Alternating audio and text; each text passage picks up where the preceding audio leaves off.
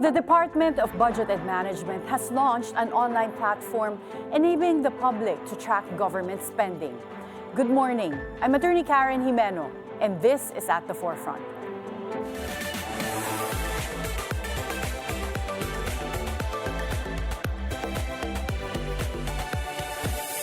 The flood control scandal has put the focus on how the government allocates and utilizes its budget. The controversy has triggered public clamor for transparency to ensure that taxpayers' money worth billions of pesos go to projects where they should go. In response, the Budget Department has launched the Centralized Open Monitoring Platform for Appropriations and Spending Statistics, or COMPAS. This will enable the public to monitor the government's budget spending. To give us his insights on this, we'll be speaking with Alce Kitalik. He's the Senior Budget Specialist of Social Watch Philippines. Good morning, Alce. Good morning. Thank you for having us.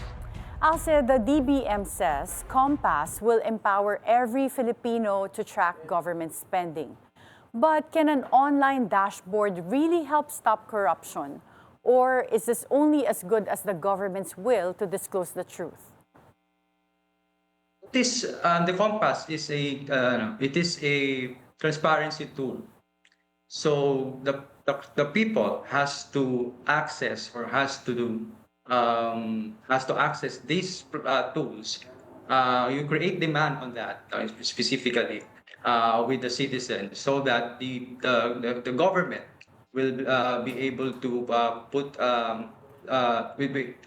so that the government we will be able to put them into we'll be able to scrutinize the government, or we'll be able to put power into account, basically. Okay, sige. Kasi tayo, di ba, sabi nga nila, mga Pinoy mahilig sa mga acronyms. And then from there, dun pa lang iisipin, what does it stand for? So COMPAS is very easy to remember as an acronym, di ba? And it's a mouthful. It's the Centralized Open Monitoring Platform for Appropriations and Spending Statistics. Pero para sa mga ordinaryong Pilipino, how can we use this COMPAS, this platform, to track government spending? Madali ba siyang gamitin? Ngayon kasi, if you will be able to see the compass, no, you will be able to see specific budget indicators like like the unobligated allotments, yung mga ganon, no? In terms of like budget execution, and then yung mga SAROS, no, yung mga NCAs, no, and then may mga budget din, no, by departments, by funding source. Napakita ngayon sa no. So, but this this of course, no, we applaud the DBM for this. Pero syempre, these are dashboards, and these are actually trigger points, no. So, explain, we will be able to see some budget execution data there, but of course, these are like trigger points, and then yung talagang magiging mas malalim talaga na analysis on that. You will be able to see that in like yung mga talagang mga financial accountability reports and budget accountability reports na mas detalyado. Okay, so kailangan alam mo paano gamitin yung information when you go on COMPAS. It's not just it will reflect right away kung may corruption, but kailangan alam mo rin paano siya gamitin. Yes. And actually, if yun nga, yung paggamit talaga nito, syempre, tayo din sa citizens, we have to be able to capacitate our fellow citizens then on how to use these platforms, these transparency tools. No? So, syempre, hindi rin talaga siya madaling matutunan agad. Pero of course, with the guidance of may mga groups din like Social Watch, like People's Budget Coalition that are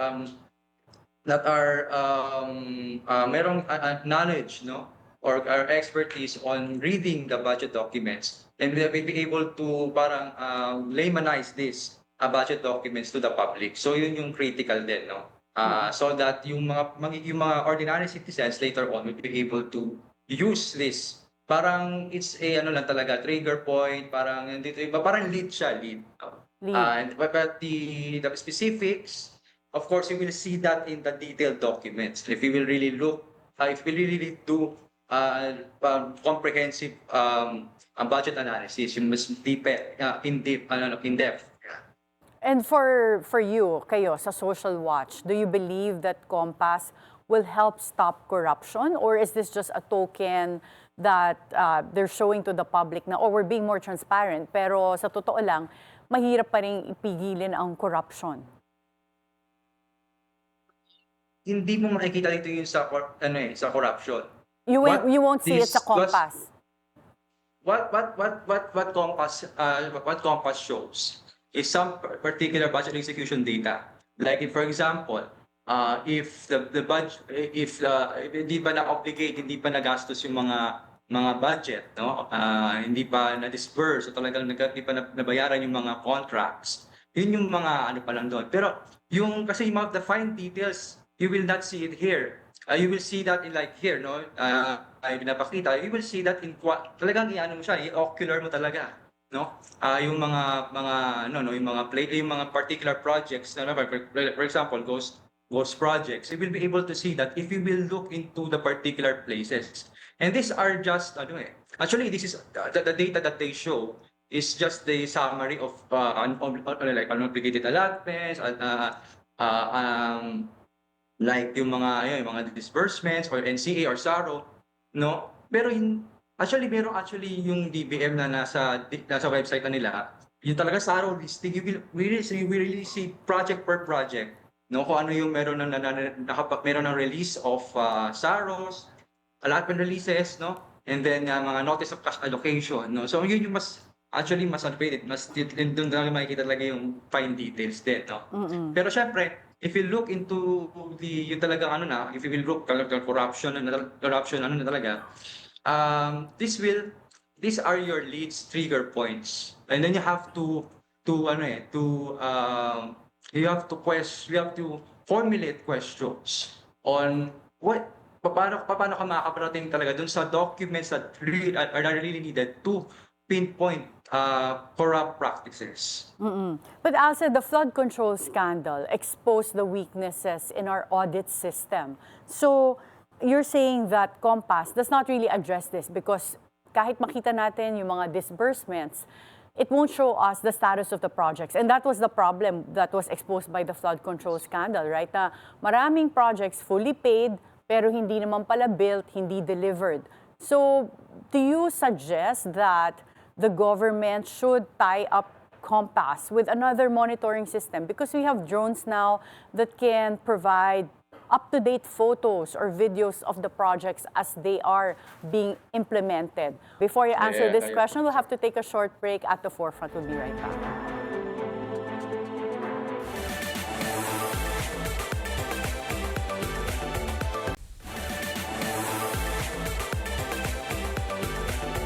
Welcome back at the Forefront. We continue our discussion with budget specialist Alce Kitalig. Alce, as we were discussing earlier, ang nag-expose ng weaknesses sa atin sa audit system ay yung flood control controversy, where we saw that sometimes or a lot of times projects get fully paid and yet they don't get built or delivered.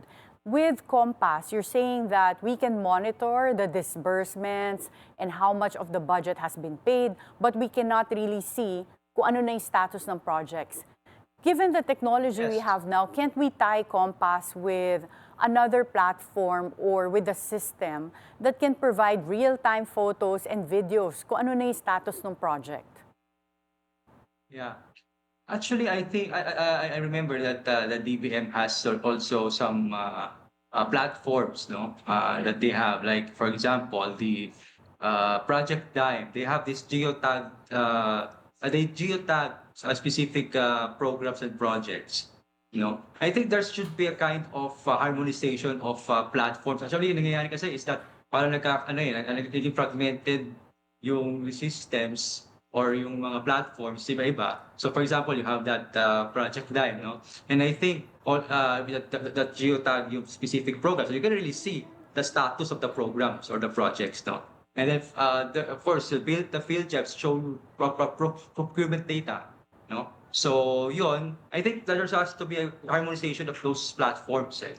Opo. For So, groups that's, like ano, Social Watch, why can't basically, Compass you... kasi, yeah. But for groups like Social Watch, are you providing recommendations to the DBM?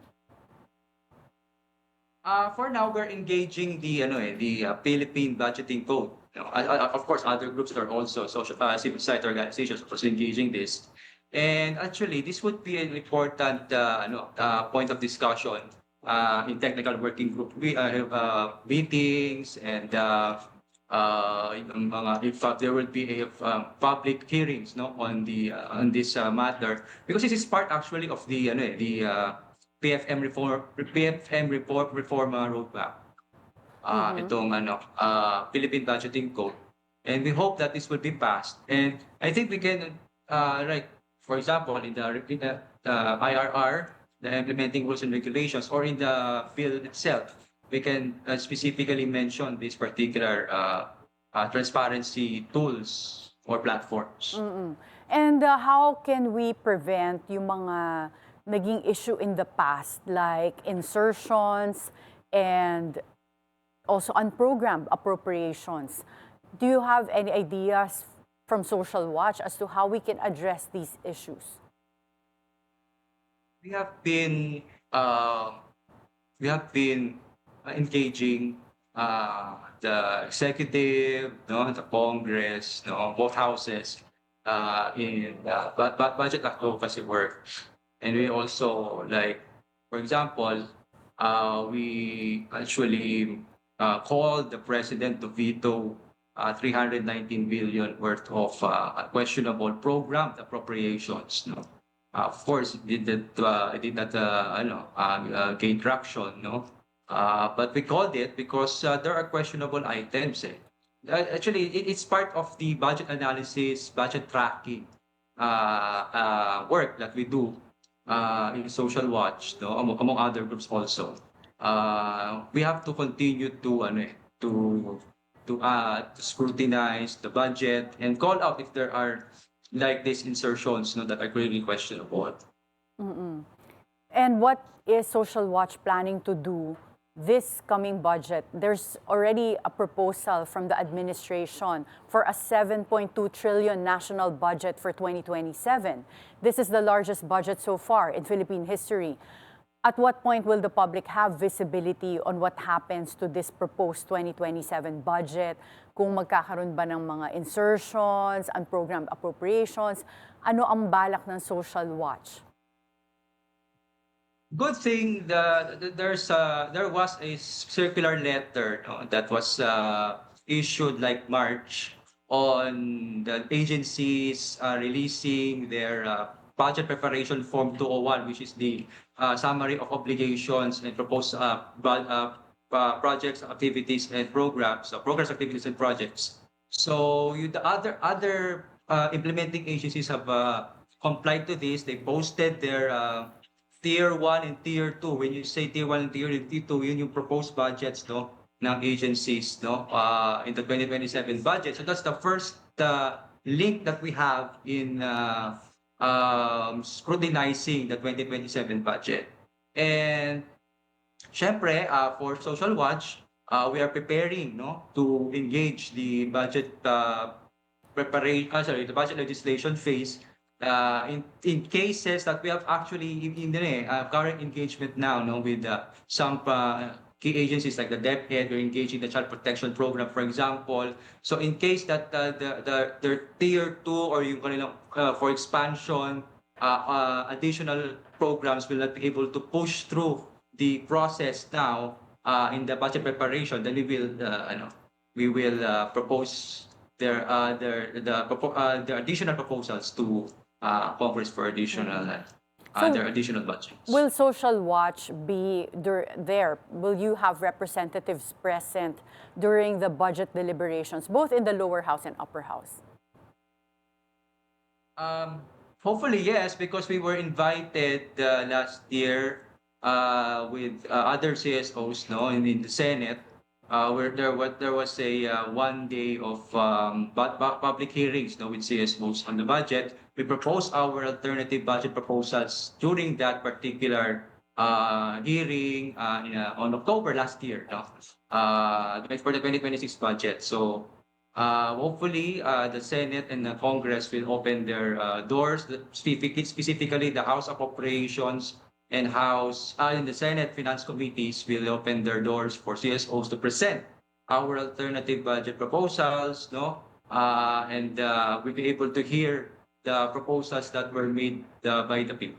Okay, and nakapunta po ba kayo doon sa BICAM last year for the 2026 budget? What they did kasi is televised siya, no? Live stream yung BICAM. So walang nakapuntang public doon, no? Although it's live stream, but the problem kasi with the BICAM, although yeah, it was live stream, it's open in terms in that to that extent, the problem was there were when there were critical, crucial decisions that need to be made. The problem there was it's either they suspend the session, the BICAM session, or they off the audio or off the microphone. So may mga ganung mga critical moments na kapag for example kasi yung sa public works, there was a time that the DPWH requested for their budgets to be restored, but there was a suspension of BICAM sessions, and then but when they resumed, lumaki na yung budget ng local government support fund. So we At hindi didn't nyo na really alam know paano nangyari yun. Yeah, at hindi nyo na alam paano Yes, nangyari exactly. because it was... So are you lobbying na dapat live kayong pwedeng mag-attend ng mga BICAM hearings? Yes. Yeah. Yes, it's part of our proposal actually. There is a separate citizens' participation in the budget process bill. That is part of our proposal na dapat CSOs are resource persons, no, during budget deliberations, no, officially during budget deliberations. Hindi na dapat one day actually yan na CSOs will be gathered. Dapat when the budget hearings of the agencies are discussed, CSOs should be part of the resource persons. Okay. It's done before, no? It's done before. And then for the bicameral conference committee, hindi lang kailangan na live stream, no? Dapat citizens can go to the BICAM sessions, and the BICAM sessions should be held in either the House or the Senate, not in other places. Okay, so ano ang hiling ninyo sa Congress for this year, since this is again the largest budget proposal in the history of the Philippines? Paano nyo babantayan itong 2027 budget so that wala siyang mga anomalies? Yes, of course, we will have to see the kasi it's just you just have the 7.2 trillion pesos now. But we will study the BP forms, the budget, I told you earlier, no, yung budget preparation forms 201, nakalagay kasi doon yung mga total budget levels ng mga agencies. So that's the first step. We will study the budgets of the agencies to 2027, and then we will compare kung ano yung magiging sa final NEP, the final National Expenditure Program. We will compare kung ano yung nandun sa BP form 201. And then, of course, meron din kami proposals namin that we are generating now, like, for example, child protection program, last month schools, of course, PhilHealth budget, no, we are pushing for that, no. So, yung mga ganitong mga proposals, we are already gathering, formulating these proposals to be like, for example, pala yung sa online sexual abuse. Exploitation of children, meron po kaming proposals dyan na ginagawa ngayon with our child protection cluster. So yan, we are formulating this and then we're preparing this in preparation na for the budget legislation phase. But of course, yung na NEP, we will study that kasi kung ano yung pumasok doon sa proposals ng mga agencies na na-engage namin ngayon at kung yung ano yung hindi, yun yung propose namin sa budget legislation with Congress, both houses. Thank you so much, Asa Kitalig. The launch of Thank you very DBM, thank you so much. The launch of DBM Compass is a step toward greater transparency. But technology alone cannot guarantee accountability. As the government prepares to spend a record budget amount next year, Filipinos have every right to ask where their taxes go and whether every peso is truly working for the public. Be informed, be insightful of the news. I'm Attorney Karen Jimeno. Always stay at the forefront.